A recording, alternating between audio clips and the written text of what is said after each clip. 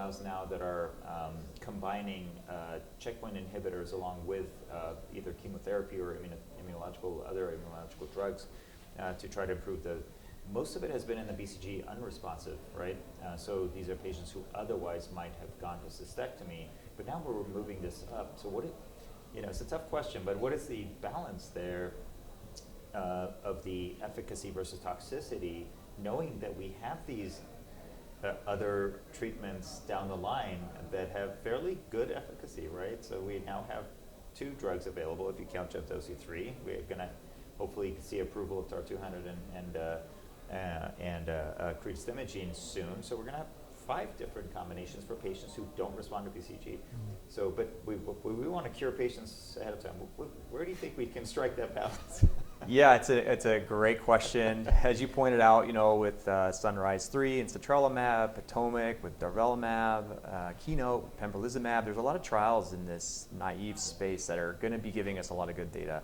And one of the things that I appreciated about CREST was some updated, benchmarking for BCG just alone. Like, what is BCG doing over time in a modern cohort? And that was a really nice thing to see as well. But in terms of answering your question about where is the balance, I think if the proportion of patients experiencing a grade 3 or higher AE is roughly equal to the proportion of people who are benefiting the drug, it's probably not worth it in a naive space. Because we've got to remember, many of these patients are walking around now and requiring insulin or thyroid medications or steroids to come down off of a bad colitis, getting admitted to the ICU, and occasionally even death for a disease that's not invasive. To me, that equation just doesn't match up. Now, that doesn't mean that there aren't some populations that might benefit, as Aaron mentioned about the biomarker-directed approach.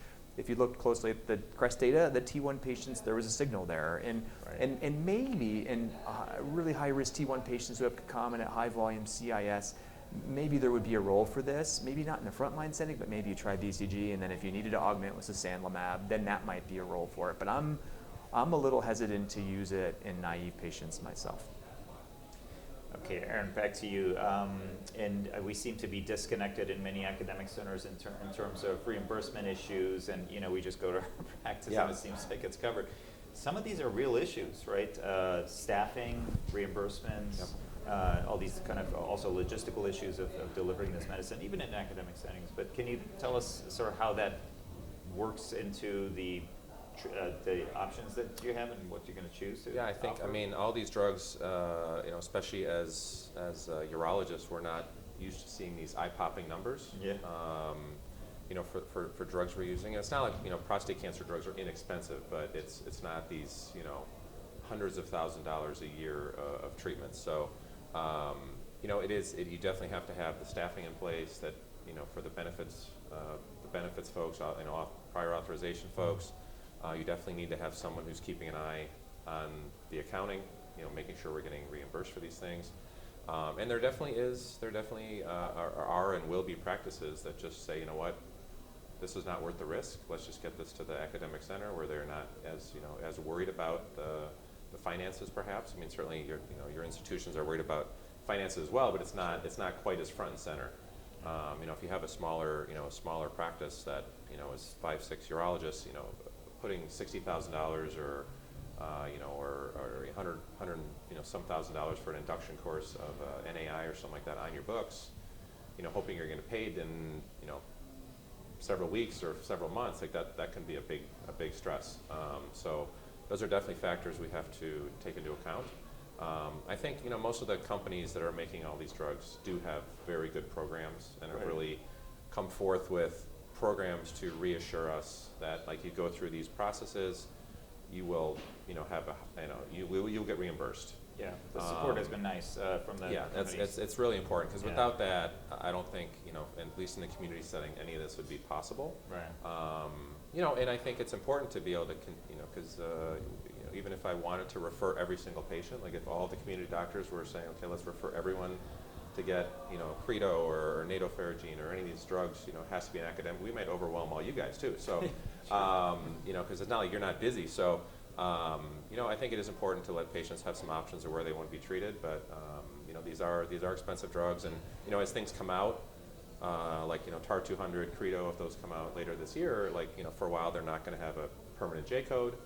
So then it's got to come through specialty pharmacy, which, which is fine, but then, they take all the risk on the drug side, but then there's really not any money coming into the practice, and you need staff, you need nursing staff, you need, all the folks that are actually instilling the medications and filling up slots in the clinic. So, these are all considerations. So they may, so a lot of times there'll be a delay, and we'll just say, hey, you know what? We love the drug, we love the data. We're going to wait to give you a permanent J code before we're actually going to order this. Yeah. So those are all considerations that we need to keep in mind. But again, these are good problems to have. I mean, this is right. Great advancements, and happy to work through the logistical details. If it benefits our patients. Yeah, I'm happy to hear that. So we heard some provocative data from John Gore yesterday, I think it was, and that was the health-related quality of life issues with early cystectomy versus intravesical therapy. Tell us a little bit about your take on this and what that means for our patients. How is that going to change how you counsel patients? Yeah, I mean, I think we have so many exciting trials that are reporting on efficacy of new agents and new treatments that are out there. It's really important to look at patient-reported outcomes also, which is the whole focus of this study.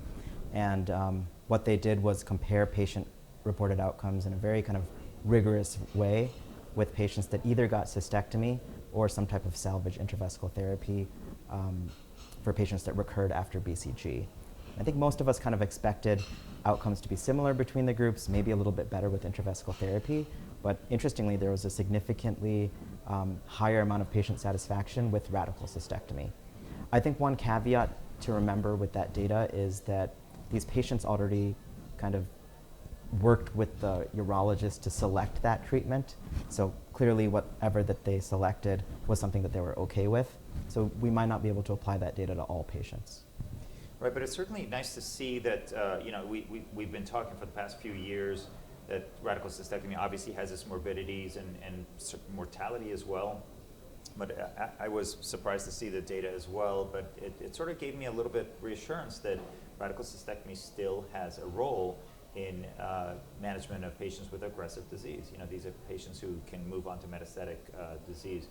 So Mark, for you, a patient who comes in with high risk, highest of risks of non-muscle invasive bladder cancer, do you ever talk about cystectomy up front, or is it always the intravesical therapy first? Yes, I routinely talk about cystectomy, and in the cases where I really consider it strongly are those high volume T1 patients with concomitant CIS, lymphovascular invasion, any variant histology, and especially patients who have extravesical disease, so they have prostatic urethral involvement or urethral involvement, maybe they have some distal ureteral involvement. I think these are patients that are best selected for cystectomy, and I agree with Vig, everything he said about the selection in that trial. It is reassuring to see that those patients are reporting good quality of life outcomes. But these are patients that I think are really well selected for cystectomy, especially since they're stage 1, and I'm talking to the godfather of orthodontic diversion here. I mean, these are patients that can get neobladders, right? I mean, and they go on and have normal voiding, and if you could do good nerve sparing, and they can